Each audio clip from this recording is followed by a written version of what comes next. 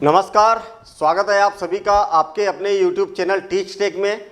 हम पढ़ रहे हैं यहाँ पर कक्षा 10वीं गणित और सभी बोर्ड के लिए, ठीक है ना। और इसका भी थर्ड चैप्टर स्टार्ट कर चुके हैं हम, और थर्ड चैप्टर का बेसिक कॉन्सेप्ट बड़ा इंपॉर्टेंट था। इससे पहले हम जो कर चुके हैं, मतलब उस बेसिक कॉन्सेप्ट अगर आपने अच्छे से समझ लिया ना, तो इस एक्सरसाइज के सारे क्वेश्चन बनेंगे। हालांकि अभी हम ये एग्जाम्पल करने वाले, उदाहरण करने वाले, उदाहरण नंबर 3, ठीक है। मैं आपको बता दूं कि जो बच्चों की समस्याएं है ना, समस्याओं से मैं अवगत हूँ। मुझे मालूम है कि बच्चों को क्या प्रॉब्लम जाती है क्वेश्चन पढ़ने में, समझने में, उसको सॉल्व करने में। और सबसे बड़ी प्रॉब्लम ये देखी गई है कि जब वर्ड प्रॉब्लम आती है तो बच्चे गड़बड़ करने लग जाते हैं। करते ना, सही बोल रहा हूँ मैं। वर्ड प्रॉब्लम, सर ये वर्ड प्रॉब्लम तो हमें समझ में नहीं आती है। अच्छा, इसको समझ में भी आ गया क्या बोलना चाह रहा, तो उससे हम इक्वेशन नहीं बना सकते, समीकरण नहीं बना सकते। भाई समीकरण कैसे बनाएंगे, और समीकरण बन जाए तो फिर इसको हल करना तो आसान है। सबसे इंपॉर्टेंट क्या है, समीकरण कैसे बनाया जाता है। तो आज हम समीकरण बनाना सीखेंगे कि इससे समीकरण को कैसे बनाया जाता है। और हालांकि इस एग्जाम्पल में हमें ग्राफिकल मेथड से इसको हल करना है ना, आलेख विधि से हल करना है, ठीक है। मैं आपको बता दूं कि कोई भी क्वेश्चन पढ़ लो आप, इस चैप्टर का कोई भी वर्ड प्रॉब्लम, कोई भी, ये गारंटी है कि आपको दो चीजें दिखेगी, दो कथन दिखेंगे, एक कथन और ये दूसरा कथन, और दो चीजें आपसे पूछेंगे। क्या बोला मैंने, आप जब क्वेश्चन को पढ़ेंगे बस यही चीजें ढूंढना, आपको तीन चीजें ढूंढना है। क्या क्या क्या ढूंढना है, पहला कथन कहाँ पर है, दूसरा कथन कहाँ पर है, और कौन सी दो चीजें हमसे पूछी गई है। दो वस्तुओं का मूल्य, या दो वस्तुएं, या जो भी है ना, दो व्यक्ति है, उनकी उम्र, या कुछ भी पूछा जाएगा, लेकिन दो चीजें, सामान्यतः दो चीजें पूछी जाएगी। कोई भी क्वेश्चन पढ़ लो आप। अब क्वेश्चन को पढ़ने के बाद आपको ये समझना है कि पहला कथन कहाँ पर है, दूसरा कथन कहाँ पर है, कौन सी दो चीजें पूछी है। अब मैं क्वेश्चन को पढ़ रहा हूं। चंपा एक सेल में कुछ पेंट और स्कर्ट खरीदने गई। अभी तो फालतू की कहानियां बता रहे कि वो चंपा थी, वो एक सेल में गई और उसको पेंट और स्कर्ट खरीदना था। जब उसकी सहेली ने उससे पूछा कि प्रत्येक के कितने नग खरीदे, तो उसने उत्तर दिया। ये पहली लाइन जो है ना, ये जस्ट एक आपको एक जानकारी दे रहा कि एक चंपा नाम की एक लड़की है, और वो कहाँ गई है, सेल में गई है। सेल में क्या है, उसको ऐसा लगा कि कुछ सामान सस्ता मिलेगा, तो उसने सोचा कि एक कुछ स्कर्ट और कुछ पेंट मैं खरीद लेती हूँ। और खरीदने के बाद उसकी सहेली मिली। अब दोनों सहेलियों के बीच में वार्तालाप हो रही है, बातें हो रही है। अब क्या बातें हो रही है, स्कर्ट की संख्या खरीदी गई पेंटों की संख्या से 2 गुनी से 2 कम है,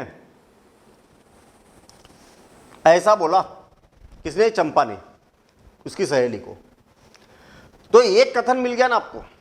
अगर आप इससे पहले वाले को कथन को बोलोगे तो एक सामान्य जानकारी थी ना, भाई मैंने ऐसा किया, वैसा किया, ये हुआ।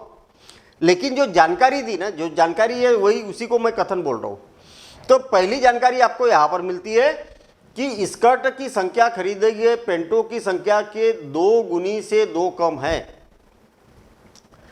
और फिर दूसरी जानकारी, स्कर्ट की संख्या खरीदी गई पेंटों की संख्या से 4 गुनी से भी 4 कम है, 4 गुनी से 4 कम है। यह दूसरा कथन मिल गया।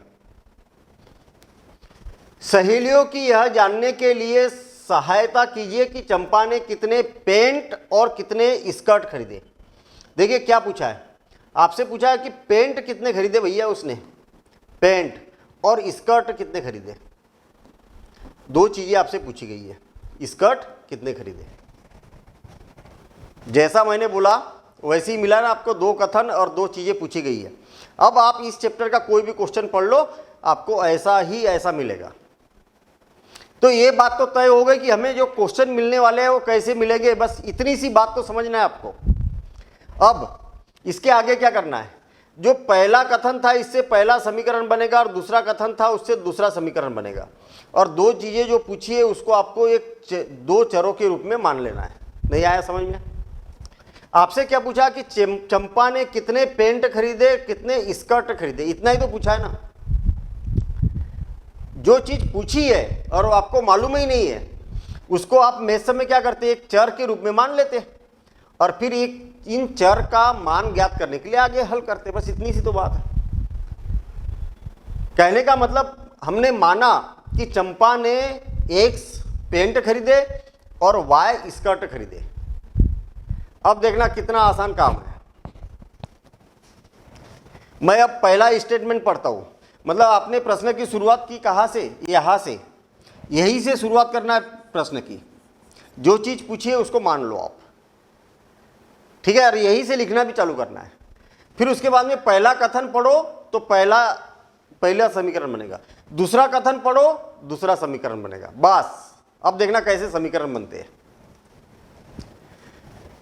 चंपा क्या बोल रही है, स्कर्ट की संख्या, स्कर्ट की संख्या कौन सी है, ये स्कर्ट की संख्या कौन सी है, ये स्कर्ट की संख्या खरीदी गई पेंट की संख्या की 2 गुनी से 2 कम है।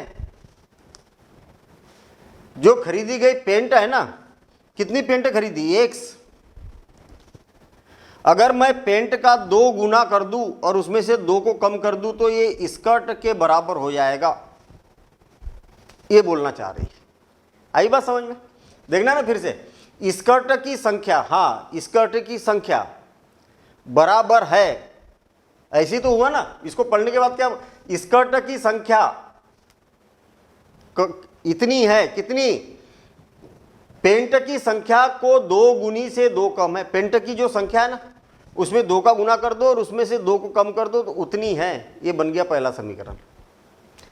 अब दूसरा स्टेटमेंट पढ़ते हैं। स्कर्ट की संख्या, स्कर्ट की संख्या जो y है वो क्या है, पेंटों की संख्या से 4 गुनी से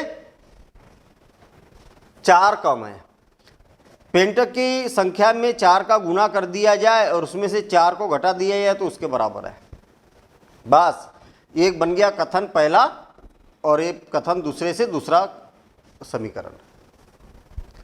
कितना आसान काम है कि नहीं? ये काम कौन सा काम है कि सबसे पहला काम क्या किया हमने कि पेंटों की संख्या एक्स और स्कर्ट की संख्या कितनी है, वाई है। इतना हमने क्या किया, मान लिया।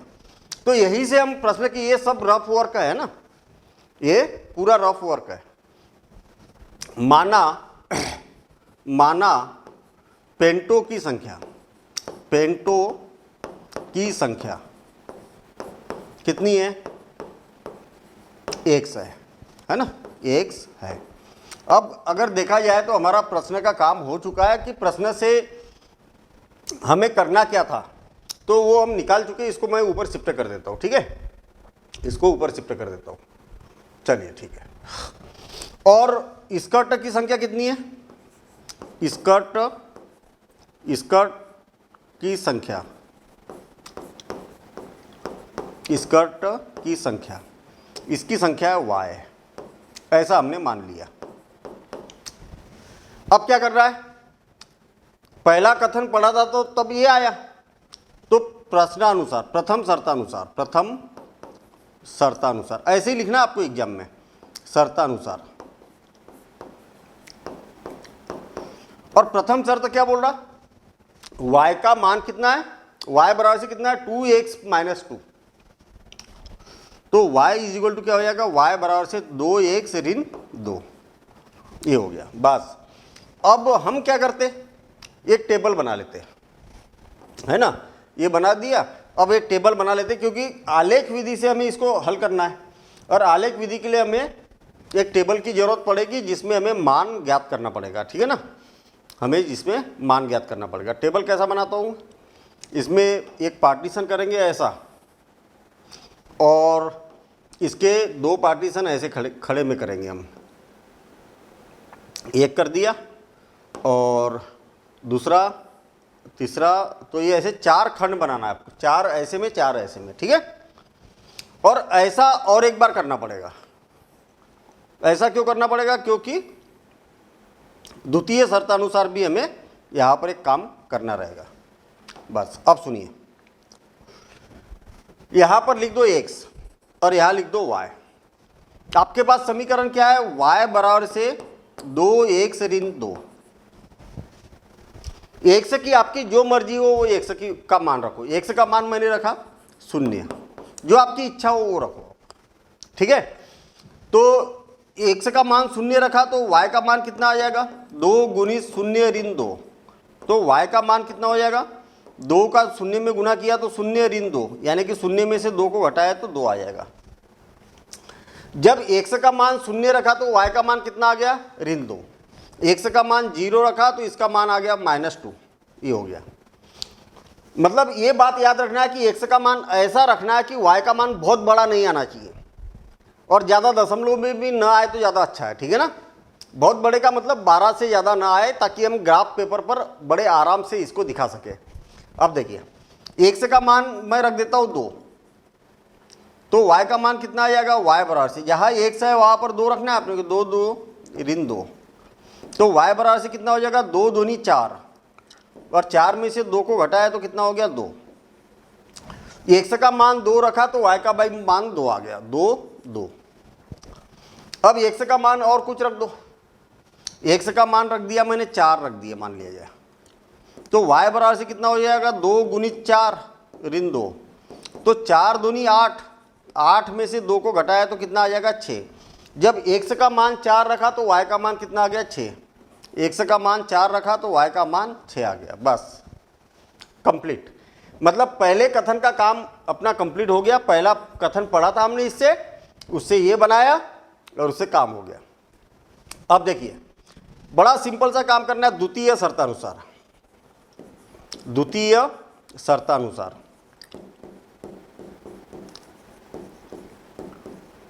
दूसरी शर्त क्या बोल रही कि y का जो मान है वो 4x ऋण 4 है। y का मान है 4x ऋण 4, मतलब y बराबर से हो जाएगा 4x ऋण 4। अब हमें सेम वही काम करना है। y बराबर से कितना आ गया, y बराबर से 4x ऋण 4। तो x का मान कुछ भी रखो आपके हिसाब से, 0 रख दिया मैंने।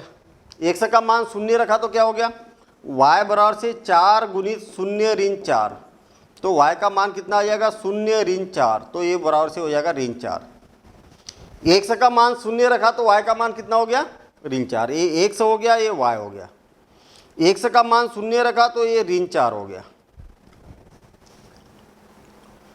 x का मान और बदल दो, हमें तो 3 मान निकालना है। x का मान मैं रख देता हूँ 2, तो क्या हो जाएगा, x बराबर से y बराबर से यहाँ पर जहाँ x है वहाँ पर 2 रखना है, तो 4 गुणित 2 ऋण 4, तो ये हो गया 8 ऋण 4, तो बराबर से 4। मतलब x का मान 2 रखा तो y का मान कितना आ गया, 4, 2, तो यहाँ आ गया 4। x का मान रखो 3 रख दो या 4 रख दो, चलो ठीक है 4 रख दिया हमने। तो y का मान कितना हो गया, 4 गुणित 4 ऋण 4। तो y बराबर से कितना आ गया, 4 चौक 16 ऋण 4, तो ये आ गया 12। आपको अगर ऐसा लग रहा है कि 12 बहुत ज़्यादा है, ग्राफ पर दिखाने में दिक्कत हो जाएगी, तो यहाँ पर थोड़ा छोटा रख दो, 3 रख दो, है ना, तो और थोड़ा सा छोटा आ जाएगा, 12 तक चलेगा, हम ग्राफ पर दिखा सकते 12 को। तो x का मान रखा 4, तो y का मान आ गया 12। तो क्या इतनी बात समझ में आ गई, इतनी बात समझ में आ गई, बड़ा आसान सा काम है। अब इन सारे मानों को आपको आलेख पर दिखाना है, ग्राफ पेपर पर दिखाना है, ठीक है। ग्राफ पेपर पर दिखाएंगे हम। ग्राफ पेपर पर भी दिखाने का मतलब यह है कि आपको ग्राफ पेपर पर ही क्वेश्चन को बनाना है। कहने का मतलब, जब आप ग्राफ पेपर खरीदेंगे मार्केट से, तो ऐसा रहेगा, इधर लाइन बनी रहेगी और इस साइड में क्या रहेगा, ग्राफ पेपर रहेगा। जिधर लाइन बनी हुई है उधर इसको लिखना है, आपको हल करना है, और जहाँ ग्राफ पेपर है उस पर ग्राफ बनाना है, इसी के आधार पर ग्राफ बनाना है। तो ऐसे में काम करना है आपको, ठीक है ना। और एग्जाम में जो मेन कॉपी होती है उसमें ये वाला पार्ट करना है, और उसमें बीच में ग्राफ पेपर को फंसा देना है, बस, ठीक है। ऐसा करेंगे। अब मैं क्या है इसमें ग्राफ बनाते कैसा है, इस बात को जरा ध्यान से समझना। आपको क्या है वाई अक्ष बनाना, पहले ये बना दी मैंने वाई अक्ष, लेकिन कहाँ से बनाना है, जहाँ डार्क लाइन है ना, ग्राफ पेपर की जो डार्क लाइन है वहाँ से बनाना है। और एक आड़ी लाइन खींच दी हमने ऐसी डार्क लाइन के ऊपर से, इधर लिखा x, इधर x से लिखेंगे तो इधर क्या हो जाएगा x डैश, इधर y लिखेंगे ऊपर और इधर y डैश। याद रखना कि y डैश नीचे होता है और x डैश इधर होता है, जिधर डैश लगा है उधर ऋणात्मक होता है। ये जहां पर दोनों प्रतिच्छेद होती है रेखा है उसको जीरो बोला जाता है, शून्य बोला जाता है, मूल बिंदु कहा जाता है इसको। ये हो जाएगा 1 2 3 4 5 6 7 8, -1 -2 -3 -4 -5 -6 -7, इधर ऋणात्मक रहेगा इधर धनात्मक रहेगा, ऊपर धनात्मक रहेगा। 1 2 3 4 5 6 7 8 9 10 11 12 है ना। और ऋण 1 ऋण 2 ऋण 3 ऋण 4 ऋण 5 ऋण 6 ऋण 7 ऋण 8, ऐसा। इतना समझ में लिखने की जरूरत नहीं, 1 2 3 4 ऐसा लिखने की जरूरत नहीं है, बस ऐसे चिन्ह हमने लगा दिए। अब एक तरफ से काम करेंगे, x का मान 0 तब y का मान कितना है ऋण 2, x का मान 0 कहाँ पर है यहाँ पर, तो ये यहाँ पर है 0, और y का मान कितना है ऋण 2, ऋण 2 कहाँ पर है नीचे है ये यहाँ पर, तो यहाँ पर एक छोटा सा गोला लगा दिया और इसका नाम कितना है 0, -2, 0, -2। इसके बाद में 2, 2, x में 2 है धनात्मक और y में भी 2 है धनात्मक। अरे x में धनात्मक ये है और y में धनात्मक ये है, दोनों को मिला देंगे तो ये यहाँ पर मिल जाएगा, दोनों को मिलाना है तो कितना हो जाएगा 2, 2। आ गई बात समझना। अब दोनों को मिलाते हुए एक सरल रेखा खींचना है आपको, दोनों को मिलाते हुए एक सरल रेखा खींचेंगे ऐसी, ठीक है, ऐसी सरल रेखा आपको खींचना है और दोनों को मिलना चाहिए, दोनों क्या होना चाहिए मिलना चाहिए, बस ऐसा। अब जो तीसरा बिंदु है ना 4, 6, एक समय 4, 1 2 3 4, एक समय 4 और y में 6, 1 2 3 4 5 6, दोनों को मिला देंगे तो ये यहाँ पर, और याद रहे ये 4 था और ये 6 था, ये यहाँ पर। याद रहे कि जो तीसरा बिंदु है ना उसी रेखा पर मिलना जरूरी है, तो 4, 6। अगर नहीं मिला तो देखो ना तीनों एक ही लाइन पे आ गए ना, नहीं मिला तो आप समझ जाना कि हमने कहीं ना कहीं गड़बड़ की है, कहीं ना कहीं गड़बड़ की है। ये तीसरा बिंदु बनाया ही इसलिए जाता, अगर आप एग्जाम में इसको नहीं भी बनाएंगे तो चलेगा, लेकिन तीसरा बनाने का फायदा क्या होता है कि अगर ये तीसरा बिंदु इस लाइन पर नहीं आया तो आप समझ जाते हैं कि हमने कोई ना कोई गणना कैलकुलेशन जो है गलत की है, तो आपको एक मौका मिल जाता है एग्जाम में, ठीक है ना। चलिए एक इस समीकरण का काम हो गया। इस समीकरण का नाम क्या है, y बराबर से 2x ऋण 2, ऐसा।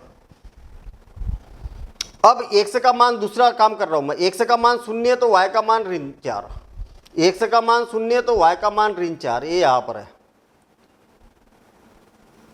ऋण 4, 0, ऋण 4, ये बना दिया। x का मान 2 तो y का मान 4, x का मान 2 और y का मान 4 का है 1 2 3 4, ये यहाँ पर, और दोनों को क्या कर देते हैं हम मिला देते हैं। इसका नाम क्या है 2, 4, 2, 4, और दोनों को मिला दो, दोनों को मिला देते हैं, इस बिंदु को और इस बिंदु को ऐसा मिला देते हैं हम, ऐसा, ठीक है। ये इसका कलर भी चेंज कर देता हूँ मैं, कलर मतलब केवल समझने के लिए कर रहे हैं, नहीं तो आप बोलोगे कि सर परीक्षा में भी क्या हमें अलग अलग कलर से बनाना है क्या, नहीं, जरूरत नहीं है, एक ही कलर काफ़ी है। तीसरा बिंदु क्या है, 4,12। इस रेखा को तो मैं पहले ऊपर तक खींच देता हूं, ठीक है, ऐसा।